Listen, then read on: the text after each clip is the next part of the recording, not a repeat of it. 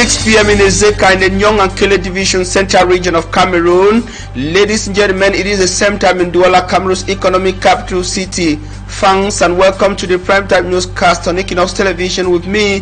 For me, I'm Sean Sander. In our top stories tonight, Professor Jean Cavin Abba Oyono demands 3 billion francs CFA damage from the DGRE director in Cameroon for unjust arrest on October the 25th, 2025. The law lecturer threatens to file a formal complaint with the administrative court and the military tribunal if the demands isn't met. This statement marks Professor Abba Oyono's first public appearance since his release in December 2025. Plus, Meni, the Libya-Lem divisional headquarters that's in Cameroon's southwest region, is bouncing back from years of conflict. Once deemed a no-go zone due to intense armed conflict, the town is witnessing a gradual resurgence with businesses reopening and residents returning. However, challenges persist in Meni, including a lingering electricity shortage and poor road network, leaving residents extremely frustrated. We'll tell you more on this and other interesting stories in this edition of the news. Once again, welcome.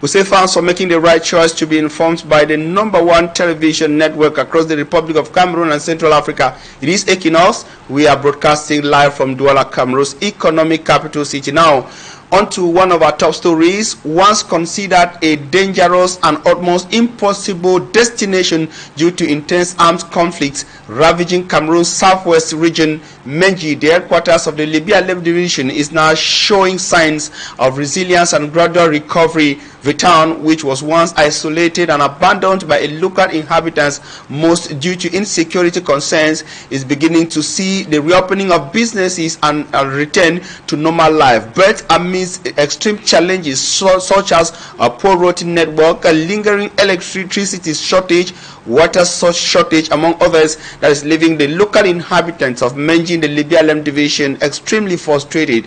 We have details with Rexafon, who traveled all the way from Boya to the Libya-Lem division.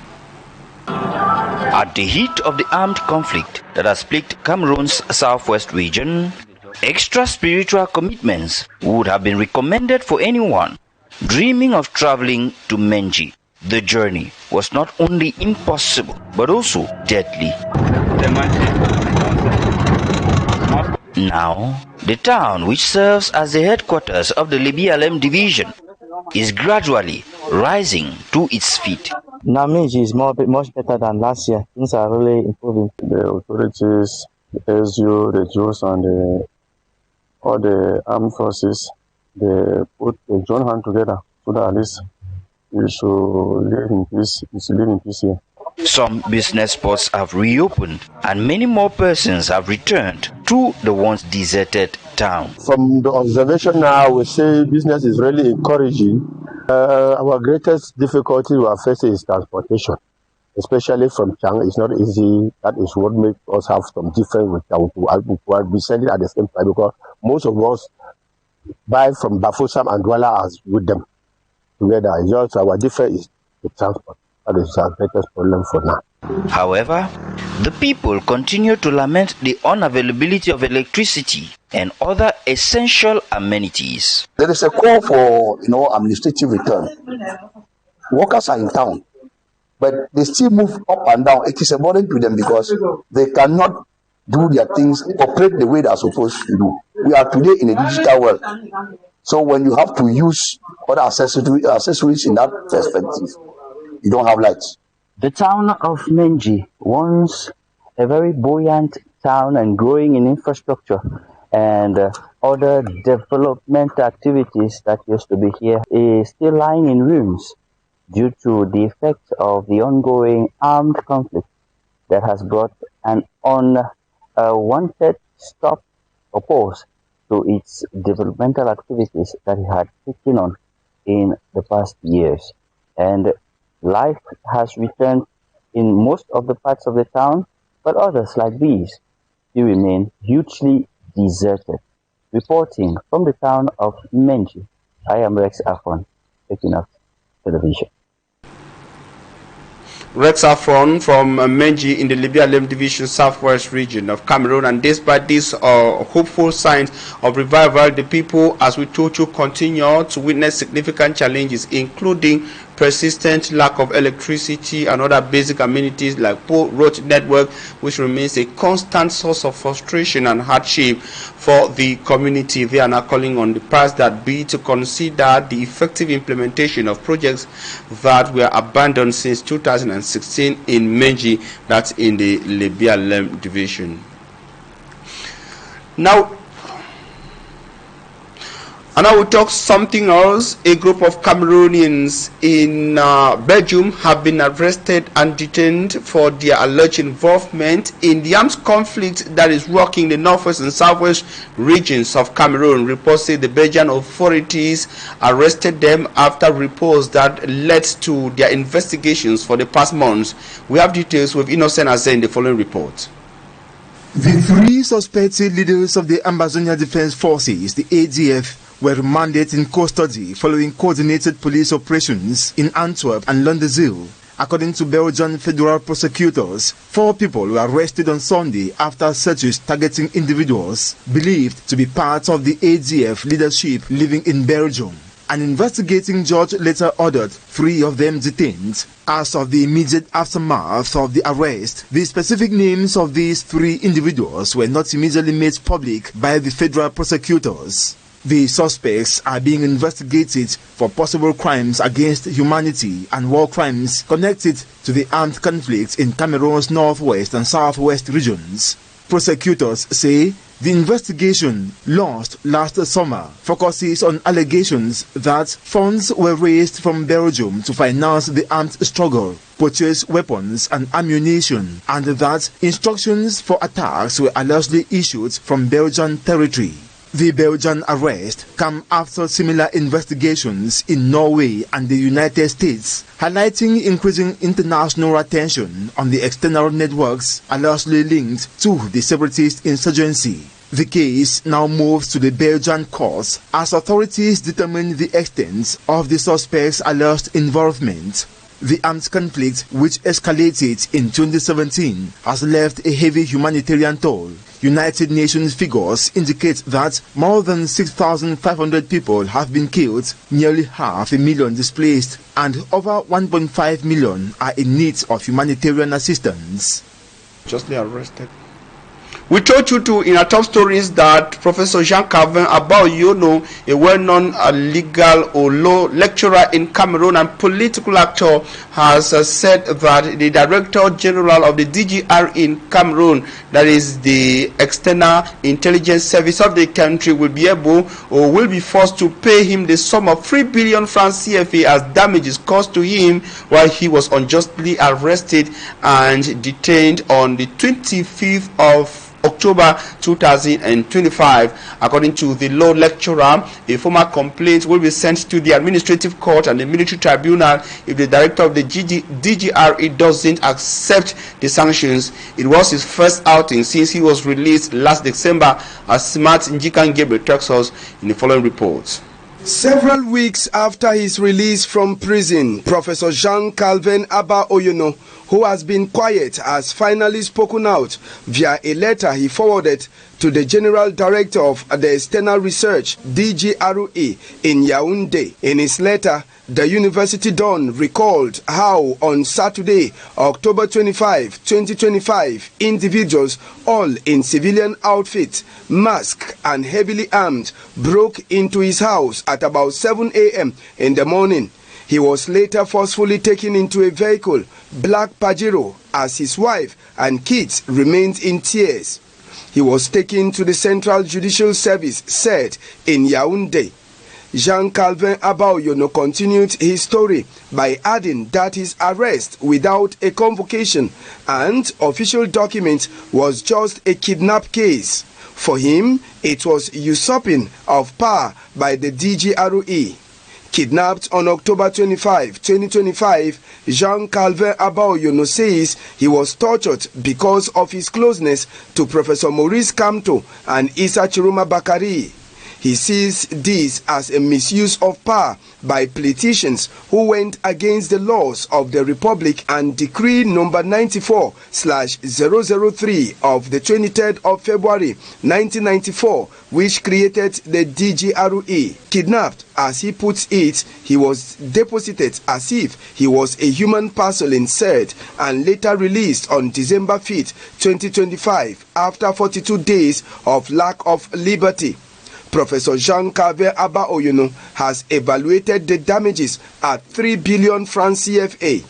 Should the director of the DGRE ignore and not pay the damages, the lecturer of law says he won't hesitate to drop a formal complaint with the administrative court and also follow up the same procedure at the military tribunal in Yaoundé.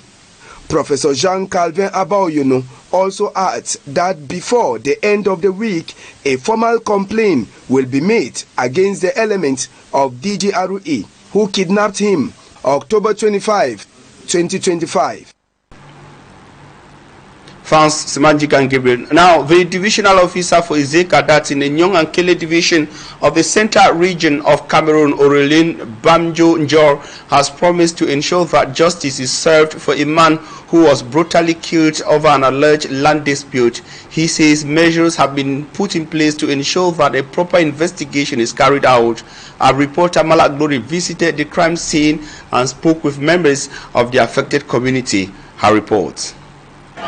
The incident happened here in Port Kele, a village in the town of Izeka, where the atmosphere is still heavy with grief and disbelief following the gruesome killing of a young man in his late 40s by his cousin. Sources say the man called Nora allegedly turned violent after an argument over the selling of a land, stabbing his brother Koran to death.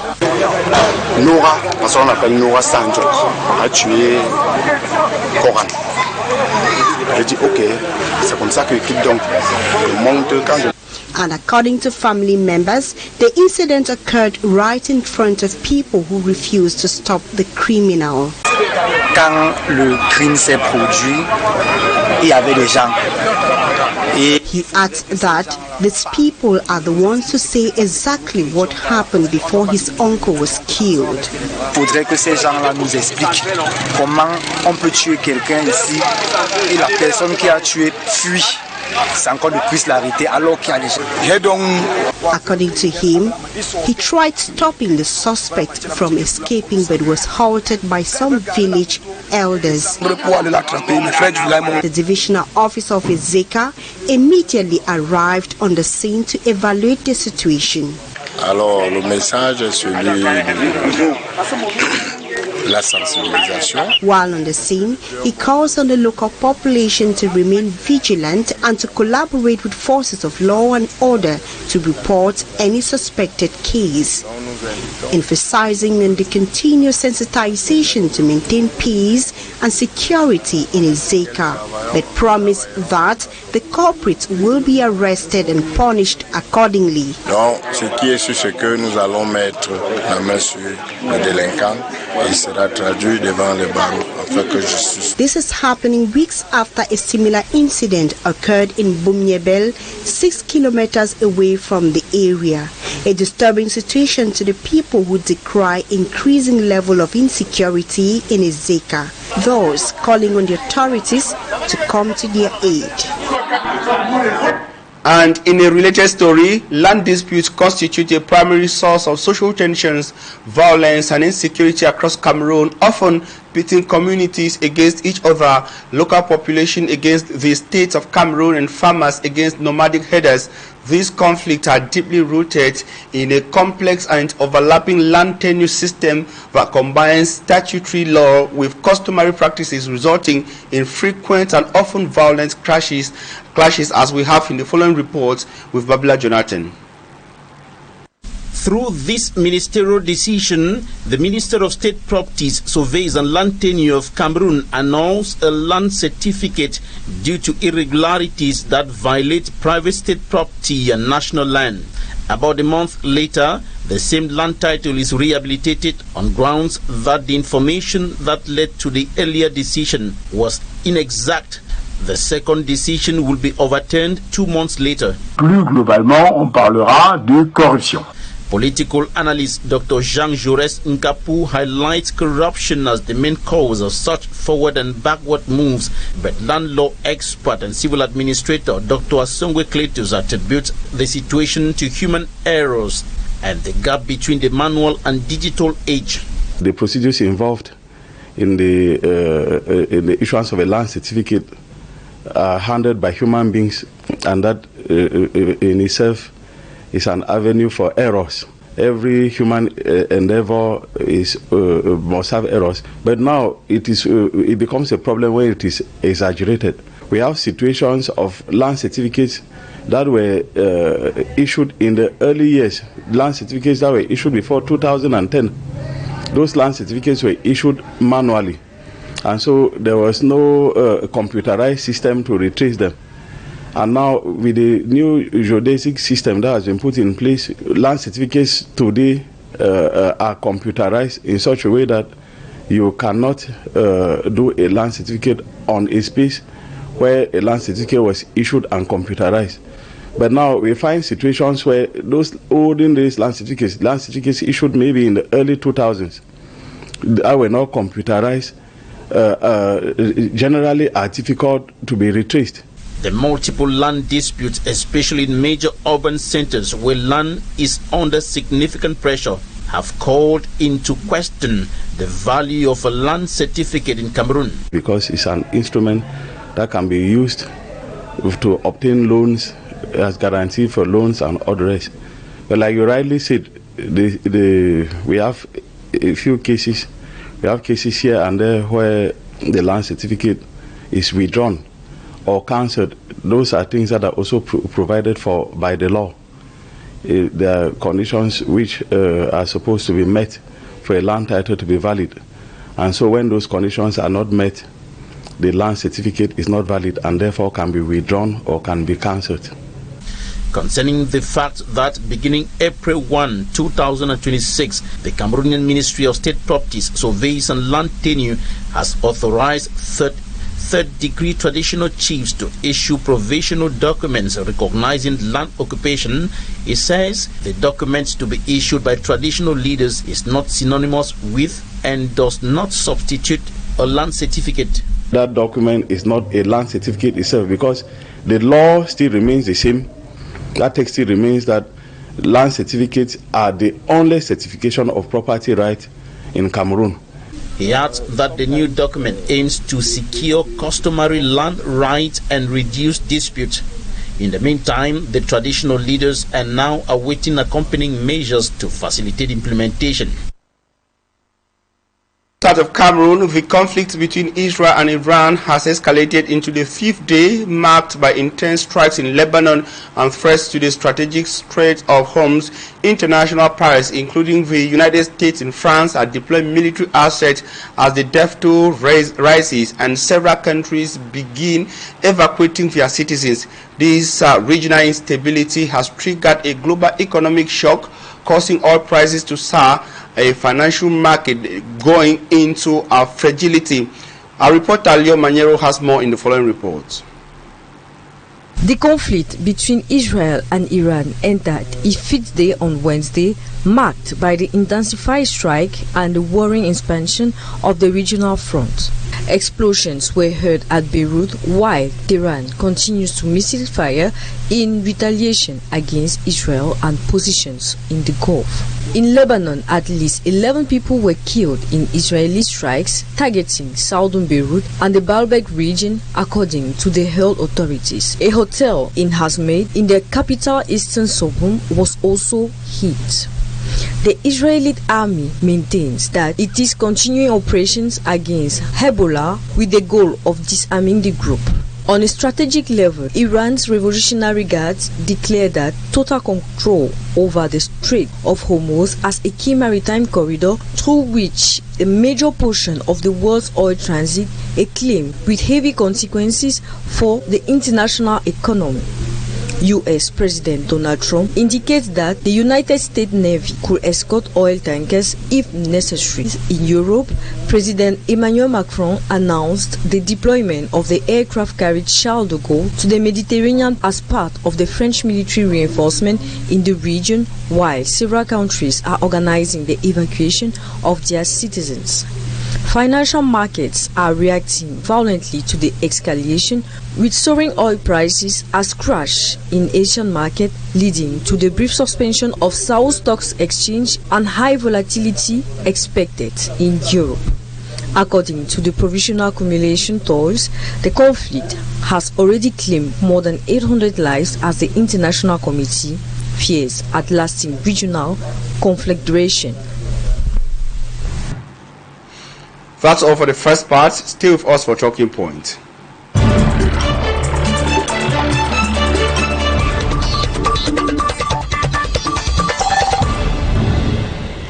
And on Talking Points tonight, we are receiving George TANDO. He is an international political observer and analyst. He's based in the United States of America. George TANDO, thanks for accepting to be guest on Equinoxe Television's Talking Point tonight. The first question is, Donald Trump says he is the president of the United States of America, wherein you are found. He says the war in Iran will extend for some weeks, even after the killing of the supreme leader. According to his statement, it is going to take weeks for their mission to be fully accomplished, even when the leader has been killed. The first question to you is, what according to you does the US and Israel want in Iran? Well, Armstrong, it is serious there in the Middle East, especially in Iran, where the U.S. thinks that the military development or the nuclear and missile development in that country poses a serious weapon threat. You know, U.S. has military bases around the Middle East. On her part, Israel thinks that as neighbors, the nuclear development in Iran poses a national security threat. Know that this problem did not start today. It started way back since 1970s, especially after 1979 Iranian Revolution, where the relation between Iran and the US became hostile. Note too that past presidents of the United States have made declarations and statements condemning the nuclear development in Iran and a call to stop. This time around, President Trump did not only make declarations or statements, he went into action, and military bases or the Iranian nuclear facilities were hit very hard last Sunday, and in return Iran also sent missiles into neighboring countries, especially those military bases belonging to the US. That is where the problem is right now. There's this other fear that Iran is suspected to be funding militant groups like Hamas, Hezbollah, Shiite militia, Islamic Jihad, Houthis, etc. And that if nothing is done to undermine this funding or to stop Iran from this nuclear development, this will lead to a heavier, global war in future. So they came in like trying to undermine Iran's efforts to continue the production of this, ballistic missiles, or they continue this nuclear program. Now, thank you, George. I want to ask you this question. Citizens of the United States of America voted Donald Trump on the promise of ending wars. Are they now getting frustrated or disappointed with his apparent multiple involvement in conflicts across the world? Well, that may only depend on personal judgment, Armstrong. If someone voted President Trump so that there should be a reduction or that America should reduce its military involvement in foreign affairs, I think they may have to question the current development. But if someone voted President Trump so that he can help to confront adversaries like Iran, they may think that he is doing what they expected.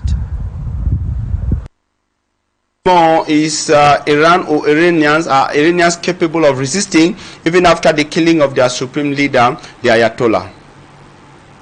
Iran knows her military power more than anyone else. You know, Iran still has ballistic missiles and all sorts of weaponry that have not been used.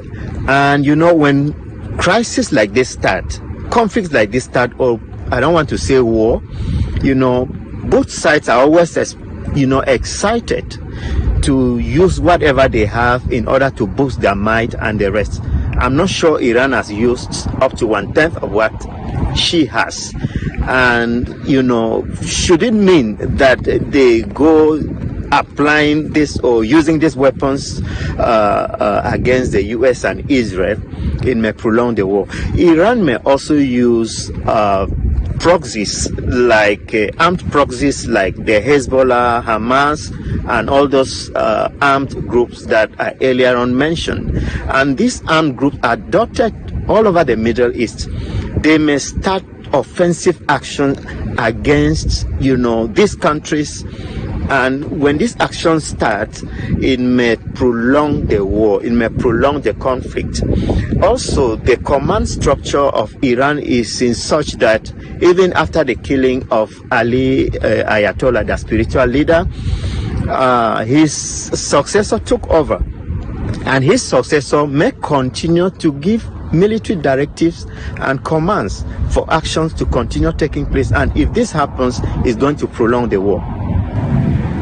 Thank you again, George. Now, we are seeing agitations already out of the Middle East, out of Asia, in the United States. We are seeing it in the Americas. We are seeing agitations in Europe. Now, the question is, does the crisis in its unfolding nature has what it takes to bring in allies and other world powers to get directly involved, like militarily?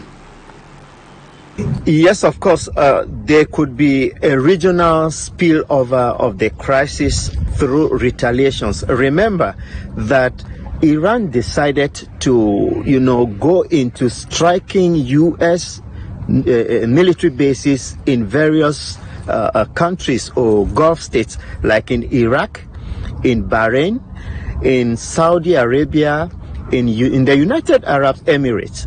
Now, these Gulf states feel threatened, and there could be some coordination of retaliation from these Gulf states through by ordering allied forces to defend themselves, to carry out defense from within their territory.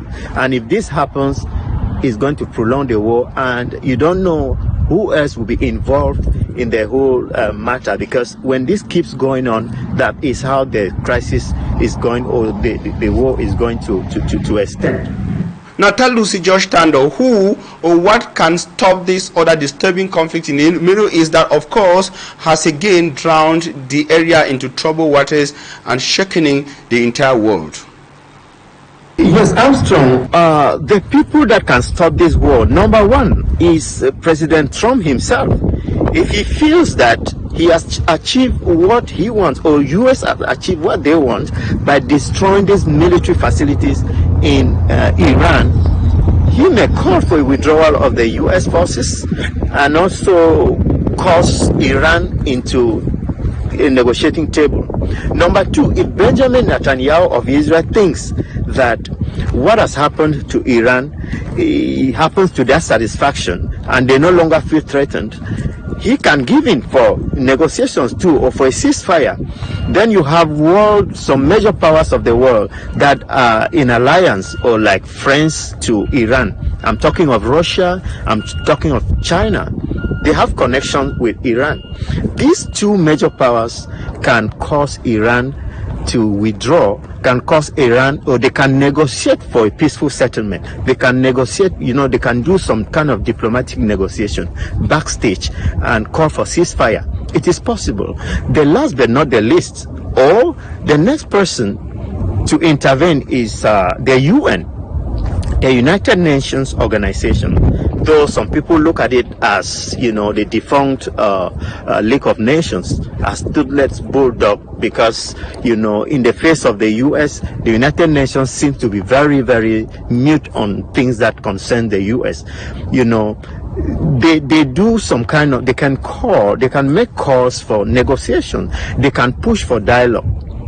They can call all the countries together. They can push for dialogue by using the means available, and this thing might stop. Last but not the least, the world is faced already with a global inflation. Striking Iran, now it has already affected the world economy. Last Saturday, I was at the filling station. Price of fuel was a little bit cheaper. But as we speak now, there has been an increase in the prices of gas. And this can push the world to react. And by reacting, they may call for peace to reign. They may call for negotiations. So some of these things can push even the US to think that, let us withdraw from this. Let us negotiate. They can make calls to Iran, to Iranian leader, especially the new leader that has taken over from Ayatollah. He may decide that, okay, the way this thing is going, the kind of economic effect on my country, on my citizens, in fact, on almost everything economy, they can decide to call for negotiation. They can opt for that negotiation. It is possible. Thank you very much, TARLUSI George TANDO, for being with us. We thank you for your time and contribution. It has always been my pleasure, Armstrong. Thank you and the entire crew of Equinoxe Television. TARLUSI George TANDO. He is an international political observer. He's also a journalist, and of course, he joined us from the United States of America. Ending this edition of News on Equinoxe Television. Ladies and gentlemen, we thank you immensely for your keen attention, urging you to stay in the company of interesting programs on Equinoxe. Our next edition of News will be at 8 p.m. That will be in the French language. As for me, take the rendezvous for tomorrow on same frequency at same time. Goodbye.